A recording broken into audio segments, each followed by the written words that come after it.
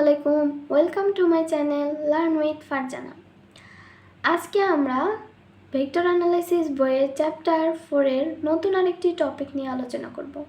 এর আগের ভিডিওতে আমরা ডাইভারজেন্স সম্পর্কে জেনেছি এবং ডাইভারজেন্স কিভাবে নির্ণয় করতে হয় তা শিখেছি।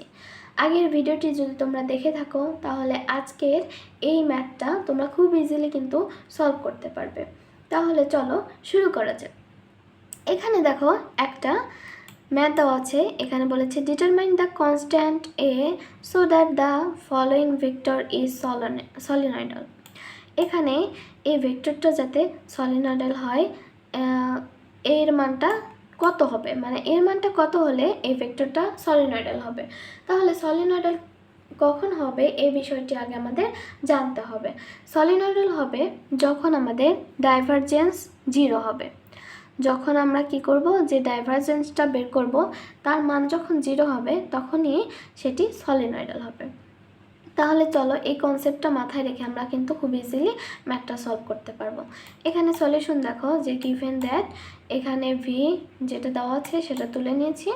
এখন আমি যে কথাটি বলেছি দেখো, a vector v is solenoidal if its divergence is কি 0। তাহলে আগে আমাদের কি ডাইভারজেন্সটা বের করে নিতে হবে। এর আগের ভিডিওতে কিন্তু আমি বেসিক অনেক আলোচনা করেছি যে কিভাবে আমরা কি ডাইভারজেন্সটা বের করতে পারি। এখানে দেখো যে ডেল অপারেটরের সাথে ভিটা কি ডট প্রোডাক্ট করব। ডট প্রোডাক্ট কীভাবে করে আগের ভিডিওতে আমি কিন্তু বলে দিয়েছি। এবার তোমরা এখানে যদি ডিফারেন্সিয়েশন করো তাহলে কিন্তু এই মানটা পাবা।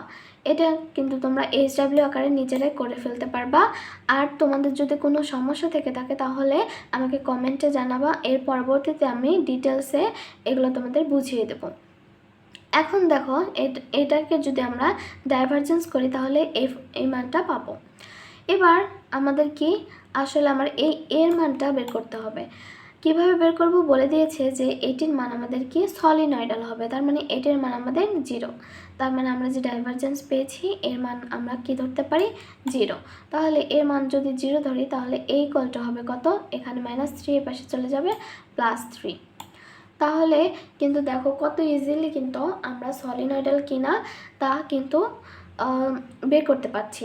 অনেক কোশ্চেনে তোমাদের এমনও থাকতে পারে যে এটি সলিনয়েডাল কিনা তা দেখাও, বা এইভাবে এই টাইপের দিতে পারে যে এখানে এর মান কত হলে এটি সলিনয়েডাল হবে। তাহলে কিন্তু এই টাইপের ম্যাথগুলো আমরা খুব ইজিলি কিন্তু সলভ করতে পারবো। প্রথমে ডাইভারজেন্সটা বের করে নিব, তারপরে ডাইভারজেন্স = 0 দিয়ে ওই মানটি আমরা বের করে নেব।